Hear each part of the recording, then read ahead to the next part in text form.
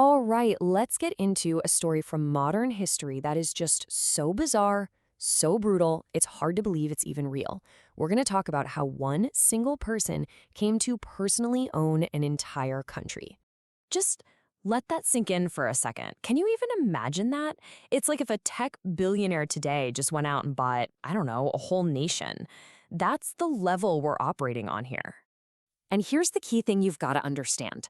We're not talking about governing a country or being a leader. This isn't about being a president or a prime minister, not even a dictator in the way we usually think of them. Nope. This was something else. He owned it, as in it was his personal property, the land, the resources, and, just horrifically, the people, every single person who lived there. This isn't some fantasy story. This really happened. And the man who did it, he was a king. So the big question is, how? How on earth does something like this happen? Well, to get it, we need to rewind the clock. Let's go back to the late 1800s, right in the middle of this mad dash for colonies in Africa. All the big European powers were just carving up the African continent like it was a giant cake. Britain, France, Germany, everybody wanted a slice. It was all about resources, power, and, national pride. And then you had Belgium. It was a pretty small, pretty new country back then. And its king, Leopold II, had this massive chip on his shoulder. He looked at the giant empires of Britain and France and thought, I want one of those for myself. But here's the incredible twist. The Belgian government?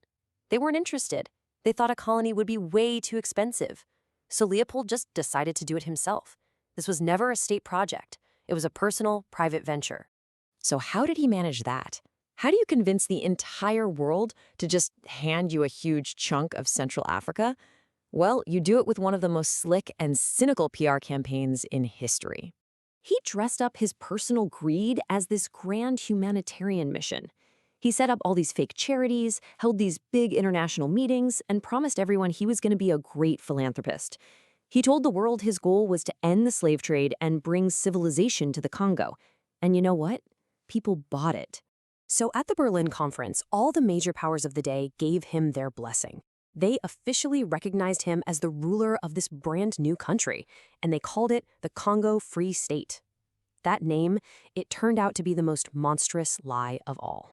Free? Oh, it was the exact opposite. It was a private labor camp, a personal piggy bank for one man's endless greed. And this scale of this thing, it's just mind-boggling. Get this, the land Leopold owned was 76 times bigger than his own country, Belgium. Can you believe that?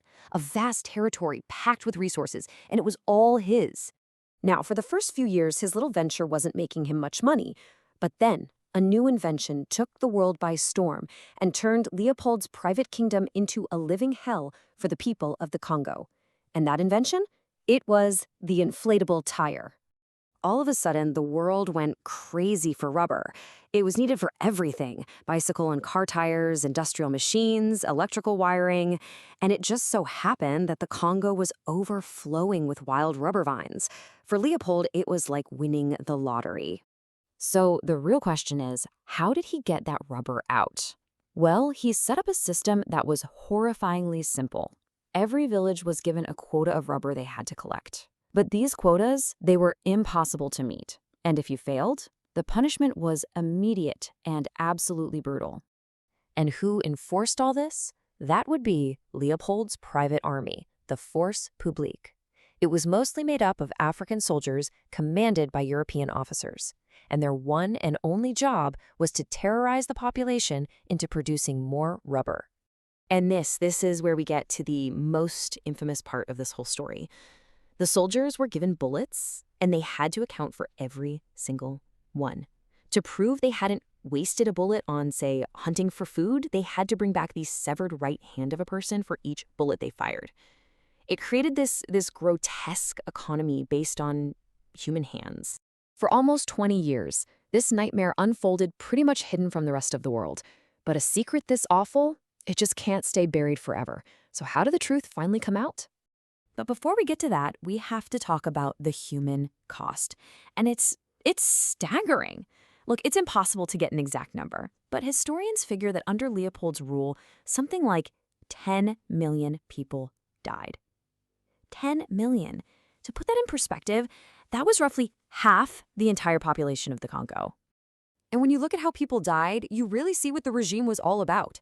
It wasn't just murder. It was a system that literally worked people to death, destroyed their ability to grow food, which led to mass starvation, and let diseases rip through a population that was already exhausted and terrified. The truth began to leak out, thanks to a few incredibly brave missionaries and shipping agents who just couldn't keep quiet anymore.